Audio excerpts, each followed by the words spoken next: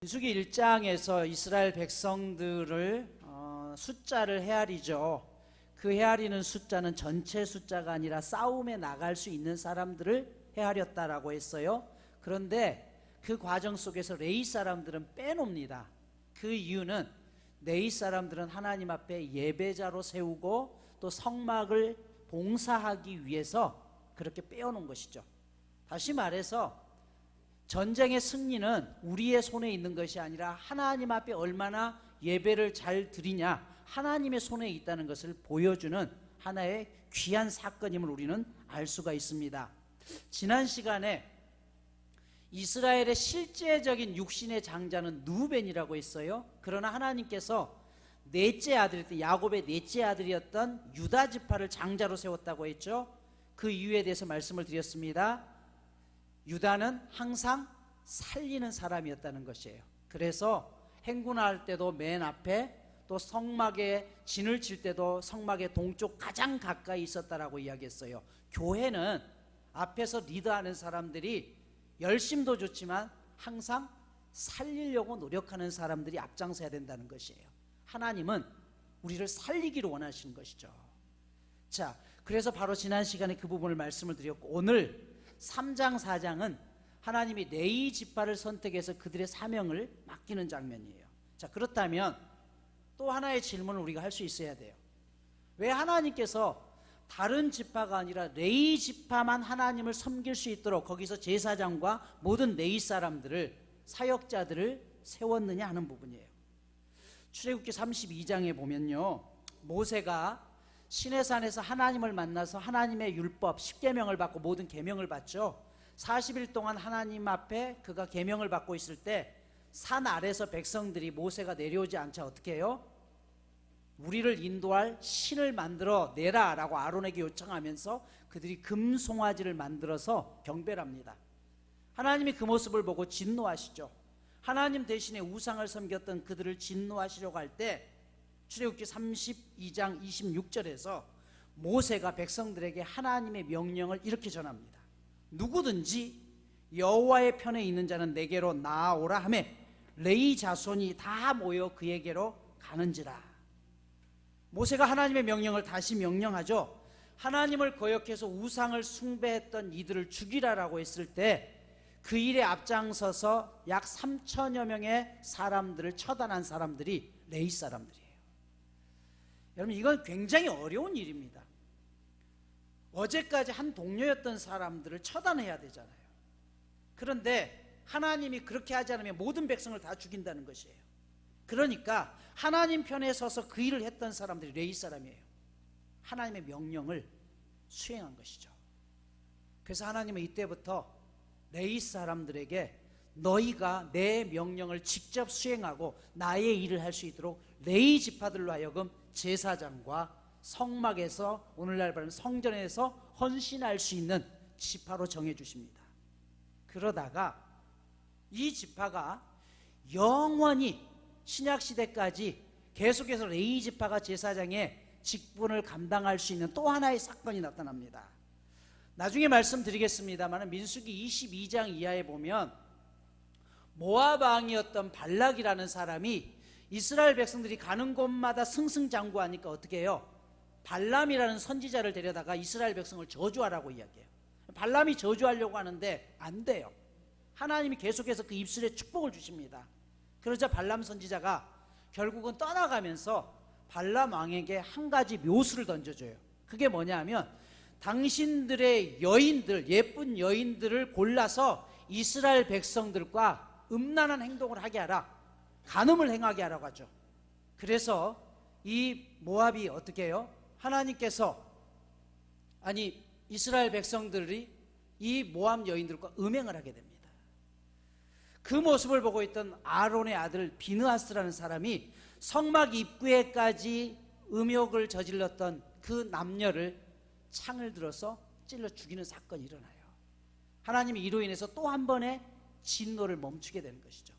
이때 하나님께서 레위 지파에게 너희는 영원히 제사장 가문, 제사장의 직분을 행하고 성막에서 일할 수 있도록 제도적으로 못을 박아버린 사건이 나오게 되는 것이죠. 그래서 이때부터 레위 지파는 영원한 제사장 지파, 또 성막을 섬기는 지파로서 하나님 앞에 헌신하게 되는 것을 우리는 알 수가 있습니다. 여러분, 이 사건을 통한 교훈이 무엇입니까? 하나님의 일을 한다는 것은요, 인간적인 생각으로 하는 게 아니라는 것이에요. 교회 일을 하다 보면 이런 경우들이 종종 부딪혀요. 하나님의 뜻과 우리 인간의 사이 가운데 과연 이렇게 하는 게 옳은가? 그러나 그럼에도 불구하고 우리는 하나님을 믿는 백성들이기 때문에 먼저 하나님의 뜻을 쫓아 행해야 되는 것이죠. 하지만 이게 쉽지 않아요. 그래서 여러분, 교회 사역이 어려운 것이에요. 자, 이 레위 사람들은 오늘날로 이야기하면 직분자들을 의미합니다. 오늘은 바로 이 부분에 대한 말씀을 드리겠습니다. 오늘 3장 3절을 보시면, 이는 아론의 아들들의 이름이며 그들은 기름 부음을 받고 거룩하게 구별되어 제사장 직분을 위임받은 제사장들이라고 이야기했어요. 여기 위임받은 제사장, 위임받다라는 히브리의 원뜻은 손의 체험을 받다라는 뜻이에요. 하나님께서 그들에게 손의 체험을, 다른 일이 아닌 이 일을 할 수 있도록 하나님 우리 손에 쥐어줬다는 것이에요. 여러분, 저를 비롯한 직분을 받았다는 것은요, 이것이 인간적인 생각으로 때가 되어서 받은 것이 아니라 하나님이 우리에게 그 일을 맡기셨다는 것이에요. 그래서 이 일에 대해서 우리는 목숨을 걸고 최선을 다해야 되는 것입니다. 자, 그런데 내희인을 계수할 때 원칙이 있습니다. 15절 이하에 보면 먼저 1개월 이상 된 남자들로 세우라는 것이에요. 여러분, 군사를 세울 때는 20세 이상 된 남자였는데 성막에서 봉사하는 레위 사람들은 한 달 이상이 된 사람들, 갓난 아기로부터 숫자를 세라는 것이에요. 그 이유가 무엇일까요? 먼저는 어렸을 때부터 하나님 앞에 교육을 시켜야 된다는 것이에요. 레위 지파에게 가장 중요한 게 뭡니까? 거룩이죠. 여러분, 우리가 왜 어려서부터 아이들에게 신앙 교육을 시켜야 됩니까? 바로 그것이 하나님 앞에 끝까지 떠나지 않고 남는 길이기 때문에 그래요. 흔히 모태신앙하면 뭐라고 이야기해요?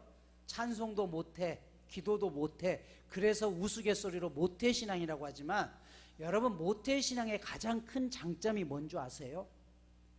그들이 때로는 뜨거움이 없을지 모르지만 어렸을 때부터 부모의 기도로 살아왔던 이 아이들이 때로는 살아가면서 교회에 시험을 당하더라도 언젠가는 돌아온다는 것이에요.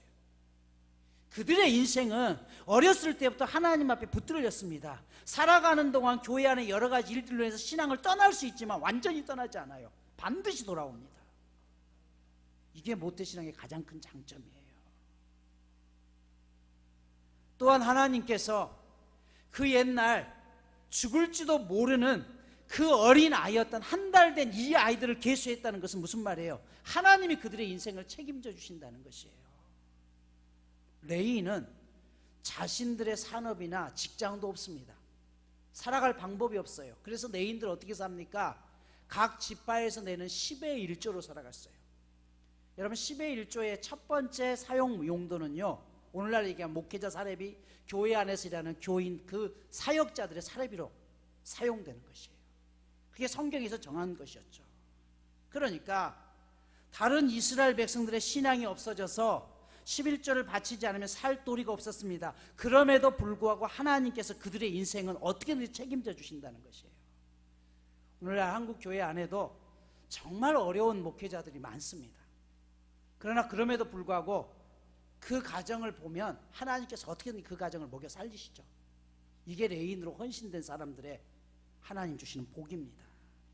자, 그렇게 구별된 후에 성막에서 헌신할 수 있는 나이를 민수기 4장 3절에 보면요, 30살에서 50살까지로 헌신하게끔 했어요.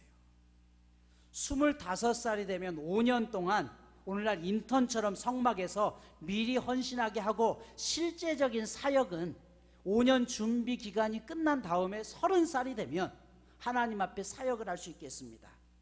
그러면 30살에서 50살까지 그때 기간을 사역하게 했던 이유가 무엇이에요? 가장 노련하고 힘이 있을 때 주의 일을 감당해내라는 것이에요. 여러분, 하나님의 일은 내가 시간이 남아서 하는 게 아니에요. 우선적으로 하나님 앞에 그 시간을 내가 드리기를 원한다는 것입니다. 오해하지 마시고 들으셨으면 좋겠습니다.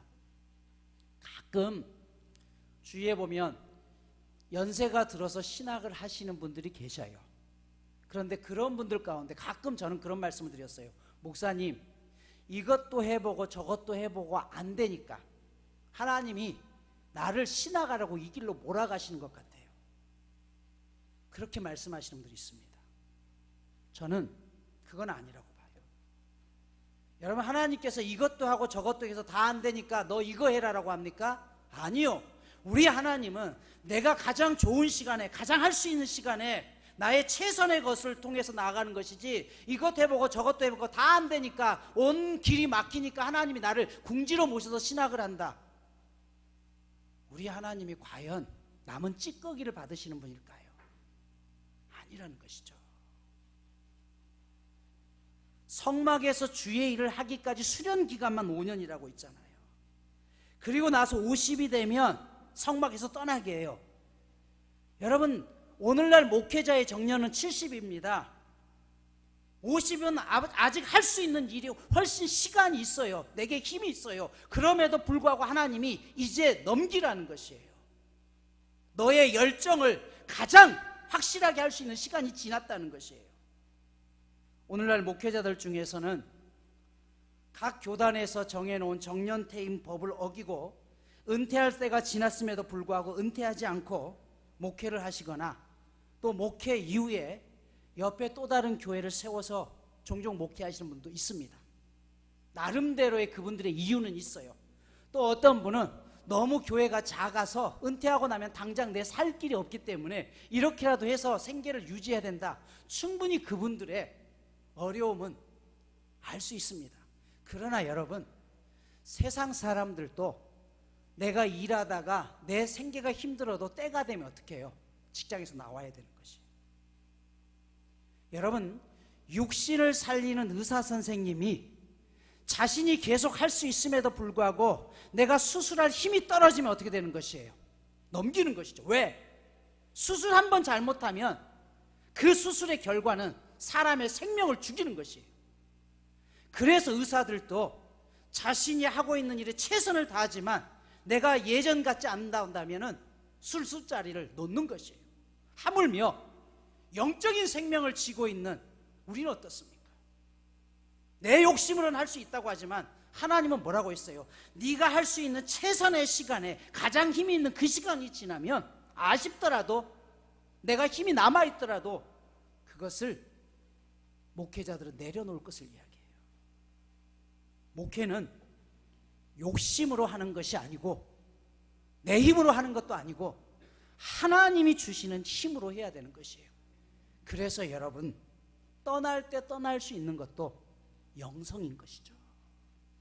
그렇다면 오늘 하나님께서 내인에게 주신 사명은 무엇입니까? 크게 세 가지입니다. 첫 번째는 제사를 집례하는 목회자를 도와서 그 모든 사역들을 함께 감당하라는 것이고, 또 하나는 옛날에 성막은 늘 움직였기 때문에 이동하거나 머물 때 그것을 집기를 움직이고 함께 천막을 쳐주는 성막을 세우고 철거하는 과정, 또 하나 세 번째는 찬양팀으로 섬기라는 것이었어요. 첫 번째와 세 가지는 같은 맥락이기 때문에 오늘 두 가지를 말씀드립니다. 첫 번째, 제사를 직접 주재하고 도왔습니다. 3장 6절 보십시오. 레위 지파는 나아가 제사장 아론 앞에 서서 그에게 시종하게 하라라고 이야기해요. 여기 나아가라는 의미는 아론 가까이 다가가라는 뜻인데, 단순히 거리상으로 가까이 가라는 뜻만이 아니라 인격적인 사귐에 있어서도 가까이 가라는 것이에요. 여러분, 우리가 교회 안에서 서로 간의 사귐의 기회를 가져야 되는 이유는 단순히 인간적인 이유 때문이 아니라 서로 사역을 하는데 마음이 맞아야 된다는 것이에요. 이 마음이 서로 맞지 않으면 어떻게 해요? 사역을 하면서도 부딪힙니다. 여러분 잘 아시잖아요. 불편한 사람과 사역을 하면 그 사역이 하나님 앞에 집중이 되던가요? 서로가 불편하고 뭔가 하긴 하는데 거기에 하나님의 은혜가 없는 것이에요. 그래서 뭐라고 하냐면 제사장 앞에 가까이 가라는 것은 뭐냐면 네 마음을 단순히 육신적으로가 아니라 네 마음을 다해서 그것이 하나님 앞에 예배드리는 일이기 때문에 최선을 다해서 도우라는 것입니다. 교회의 영적인 분위기는요, 교인들이 만들어내는 것이에요. 내가 꼭 어떤 사역을 하지 않더라도 좋은 분위기를 만드는 사람이 곧 제사장이었던 아론을 돕는 일이었고 예배를 돕는 일이라는 것입니다. 우리가 그런 마음으로 함께 참여할 수 있어야 된다는 것이에요. 또 7절 8절에 보면 실제적인 사역으로 돕죠. 회막에서 대기하고 있다가 백성들이 해야 되는 일들을 돕습니다. 백성들이 재물을 가지고 오면 그것을 제사장에게 가져다 주고, 또 헌금위원으로 새신자가 오면 성경을 펴주거나 갖다 주거나, 이런 모든 일들이 실제적인 일이죠.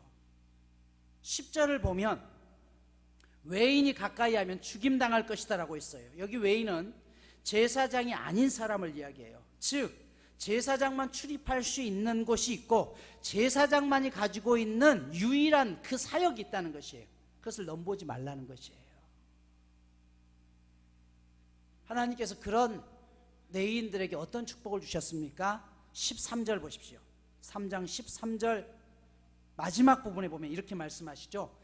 그들은 내 것이 될 것이니라 나는 여호와니라. 그들이 내 것이라는 거예요. 그러면 하나님이 지금 우리를 향해서 너희는 내 것이다 라고 했는데, 그 하나님이 내 것이, 내가 하나님의 것이 되었을 때 내게 주어지는 혜택은 과연 무엇입니까? 이 부분에 대해서는 이 부분만 1시간 말씀을 드려야 하기 때문에 제가 다음 시간에 내 하나님이 되었을 때, 내가 하나님의 것이 되었을 때 내가 누리게 되는 혜택이 무엇인지는 따로 말씀을 드리겠습니다.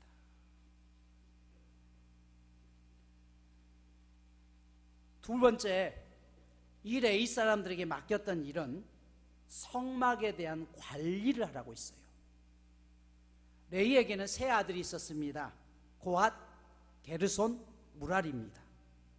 그들의 자손들에게 각각 고유의 임무를 정해주시고 각각의 일을 시키셨습니다. 우리가 살아가는 이 세상은요, 모든 것이 자리로 구성되어 있죠. 가정에서는 아버지의 자리, 어머니의 자리가 있고, 직장에서는 사원의 자리, 사장의 자리가 있습니다. 그런데 자리보다 더 중요한 것은 역할이에요. 부모가 부모의 역할을 감당해 줘야 되는 것이죠. 사장님이면 사장님의 역할이 있다는 것이에요. 그런데 사람들은 역할의 중요성보다 그 자리를 탐내는 경우가 종종 있습니다. 교회에서의 직분은 자리가 아니라 역할이에요. 무슨 말이다? 계급이 아니라는 것이에요. 교회의 직분은 목사기 때문에, 장로기 때문에 내가 당신들보다 더 뛰어나고 높다는 것이 아니에요. 그 역할을 감당할 수 있는 힘을 가지고 하나님 앞에 최선을 다하기 위해서 그 역할의 중요성을 인식하라는 것입니다. 하나님께서는 게르손 자손들에게 성막의 덮개 같은 것들을 이야기했고, 고핫 자손들에게 맡긴 일은 뭐냐면 오늘날 얘기하면 성전 안에 있는 모든 집기들을 다루게 하셨어요. 그리고 무라리 사람들에게는 가장 무거운 성막 밖에 있는 널판지, 말뚝, 이런 것들을 수레로 나르게 했습니다. 자, 여기에 사역의 분담이 있는데 이 원칙을 보면 하나님은 더 중요한 것과 덜 중요한 것처럼 나눴다는 것이에요. 그런데 그게 정말 덜 중요하고 더 중요하냐? 그게 아니라는 것이에요. 여러분, 무라리 사람들 같은 경우는 밖에서만 일을 합니다. 오늘날 교회로 이야기하면 이런 거겠죠. 차가 들어오니까 주차 일합니다. 이 주차 일할 때 여름에는 뜨겁죠. 겨울에는 춥죠. 그렇지 않아요? 반면 고핫 자손들에게는 성전 안에서의 사역이에요. 뭐가 있을까요? 헌금위원, 안내, 대표기도, 찬양팀, 반주자, 이 모든 것들이 성막 안에 실제적인 예배를 돕는 사역을 고핫 사람들에게 맡겼다는 것이에요.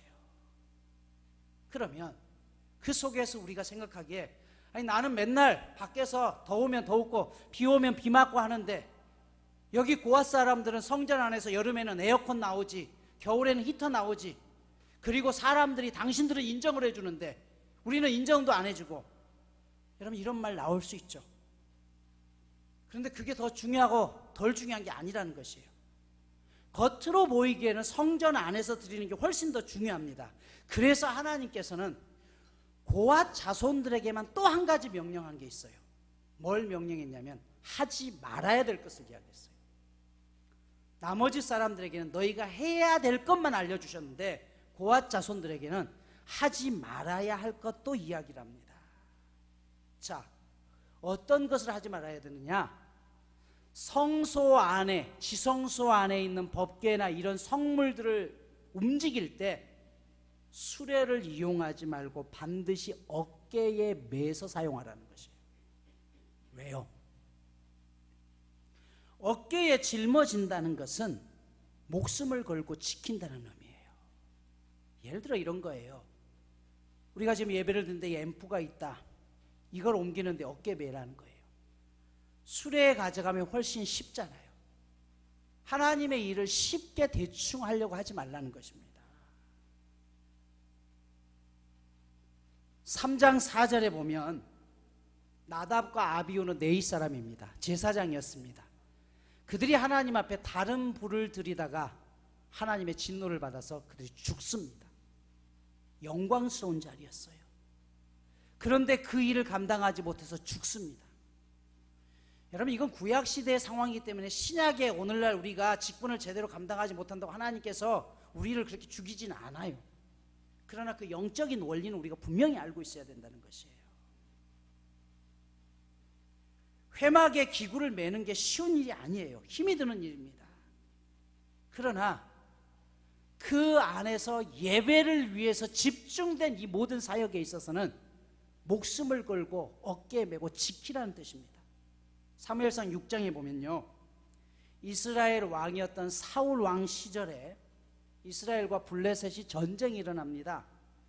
전쟁에 지자 하나님의 언약궤를 메고 갔다가 그 언약궤마저 빼앗겨 버려요.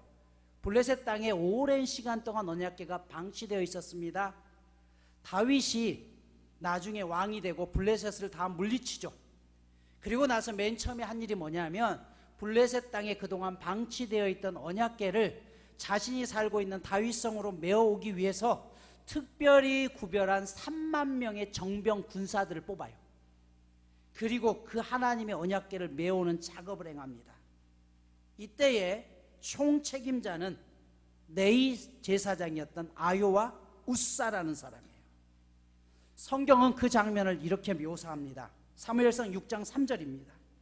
그들이 하나님의 궤를 새 수레에 싣고 산에 있는 아비나답의 집에서 나오는데 아비나답의 아들 우사와 아요가 그 새 수레를 모느니라. 그들이 산에 있는 아비나답의 집에서 하나님의 궤를 싣고 나올 때에 아요는 궤 앞에서 가고 그들이 나곤의 타작마당에 이르러서는 소들이 뛰므로 우사가 손을 들어 하나님의 궤를 붙들었더니 여호와 하나님이 우사가 잘못함으로 말미암아 진노하사 그를 그곳에서 치시니 그가 거기 하나님의 궤 곁에서 죽으니라 라고 이야기해요. 소가 띠므로 수레에 실었던 하나님의 언약궤가 떨어질까봐 우사가 그것을 붙잡았다는 것이에요. 이게 뭐가 잘못이냐?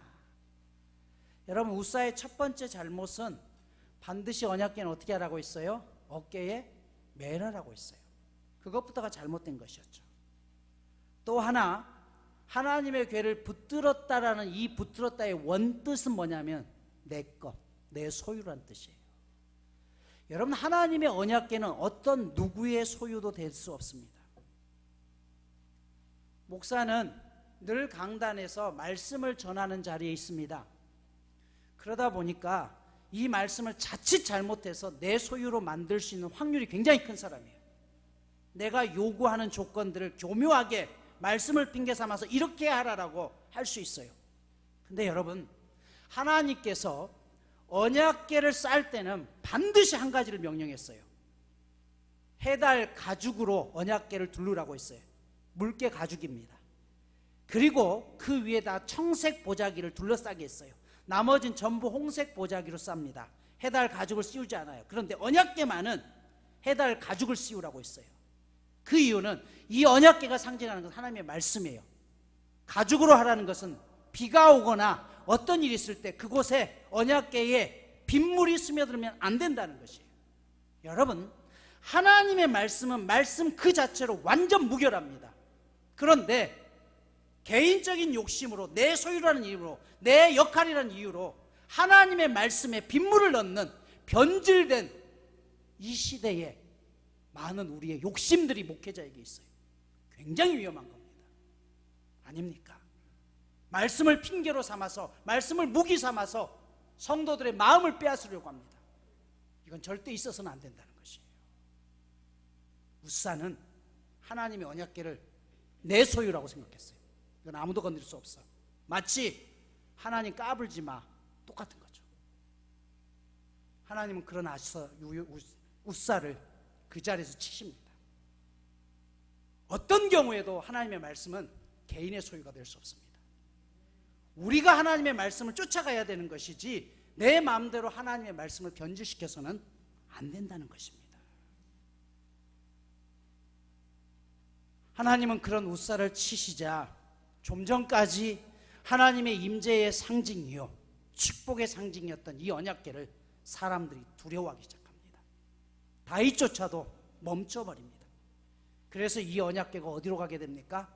오벳 에돔이라는 사람의 집에 3개월 동안을 머물게 됩니다. 성경은 이 하나님의 언약궤가 오벳 에돔의 집에 3개월 머무는 동안에 이렇게 말씀해요. 오벳 에돔과 그의 온 집에 또 그의 모든 소유에 복을 주셨다라고 이야기했어요. 즉 오벳 에돔의 모든 가문에 하나님의 임재가 있었고 하나님으로부터 넘치는 물질적인 복을 받았으며 역사의 길이 남는 유명한 인물이 되었습니다. 똑같이 하나님의 말씀을 받았던 사람들이고 헌신된 사람들이었습니다. 그러나 한 사람은 그 말씀을 귀하게 여기지 않고 자신의 방법대로 했을 때 쉽게 말하면 쪽박난 인생이었고, 또 한 사람은 말씀 때문에 대박난 인생이었습니다. 오늘 우리가 하나님 앞에 수없이 기도하고 예배드리면서도 어쩌면 하나님 내 인생이 왜 이렇게 풀리지 않습니까? 라고 한다고 한다면 우리가 이 부분을 한번 돌이켜볼 수 있어야 돼요. 하나님의 말씀을 내 마음대로 내가 좋은 대로 해석하고 내 뜻대로 살고 있지는 않은가. 정말 하나님의 뜻에 살아갈 때 하나님은 그 인생의 삶의 모든 것들을 해결해 주시고 풀어주신다는 사실입니다. 오늘 말씀을 정리해서 마칩니다. 하나님께서 이스라엘 12지파 중 네이지파를 제사장으로 선택한 이유는 네이지파는 항상 하나님 편에 서 있었기 때문입니다. 모세가 시내산에서 하나님을 만나 십계명과 율법을 전수받고 있을 때 산 아래에 있는 이스라엘 백성들이 하나님 대신에 금송아지를 만들어서 우상을 섬깁니다. 이때 하나님이 진노하셔서 이스라엘 온 백성들에게 진노하실 때 그 진노를 멈출 수 있었던 것은 네이 사람들이 우상을 섬겼던 사람들을 처단했기 때문이었죠. 이 일을 계기로 하나님께서는 내 편에 서서 나의 뜻을 행하려고 했던 네이 사람들을 영원한 제사장 가문으로 세우십니다. 네이지파 사람들은 즉 오늘날로 이야기하면 직분을 받은 우리들의 모습입니다. 이들이 성막에서 헌신할 수 있는 나이를 하나님은 30에서 50세로 정합니다. 5년 동안 수련을 거친 후에 네가 가장 잘할 수 있는 나이, 가장 힘이 있는 그 나이에 하나님을 섬기게 하십니다. 여러분, 육신의 병을 고치는 의사가 최선을 다해서 환자를 살려야 되듯이 우리들은 하나님의 말씀을 통해서 영의 생명을 살리기 위해서 최선을 다하라는 것이에요. 대충 하는 것이 아니라 내가 할 수 있는 최선의 자리에서 그렇게 하나님의 말씀을 살려나는 사람이 되어야 된다는 것이죠. 내인이 감당해야 될 임무는 크게 3가지였더라고 했죠. 제사를 집례하고 성막을 움직이고 또한 찬양 드리는 일이라고 했습니다. 레위인들 즉 우리 직분자들은 목사와 함께 예배를 집례하고 그 예배가 하나님 앞에 드려질 수 있도록 맡은 바 위치에서 최선을 다하는 것이 우리의 삶의 영역입니다. 교회의 영적인 분위기는 교인들이 함께 만들어가는 것이죠. 성막에 대한 관리를 명하셨습니다. 네이의 세 아들로 하여금 각기 사역을 나눠줬어요. 그러나 고앗 자손들에게 오늘날 이야기하면 예배당 안에서 일어나는 모든 예배에 관계된 부분들을 맡기셨습니다. 그리고 그 일을 하는 데 있어서 네 어깨에 매라고 했어요. 쉽게 하지 말라는 것이에요. 또한 어깨에 맨다는 것은 네 목숨을 다해서 이 일들을 감당해낼 수 있도록 힘쓰고 애쓰라는 것입니다. 너무 귀한 일이 주어졌음에도 불구하고 그것을 쉽게 생각했던 사람들에게는 진노가 임했습니다. 반면 오벳에돔과 같은 사람에게는 하나님께서 큰 축복을 부어주셨다는 사실이에요. 오늘날 우리가 하나님의 일을 대충 감당해야 한다고 해서 하나님이 우리를 진노하셔서 우리를 죽이거나 우리의 생명을 빼앗지는 않습니다. 그러나 중요한 것은 내 인생에 있어서 하나님 주시는 형통함이 사라질 수 있다는 것이에요. 그래서 우리는 하나님 앞에 내게 주어진 시간 최선을 다해서 내가 할 수 있는 만큼 하나님의 일을 어깨에 짊어지고 최선을 다해서 감당해내는 것입니다. 저와 여러분 모두가 하나님의 영적인 내인으로서 이 사명을 죽을 때까지 감당해낼 수 있는 가장 귀한 믿음의 성도들 모두가 되시기를 간절히 축복합니다.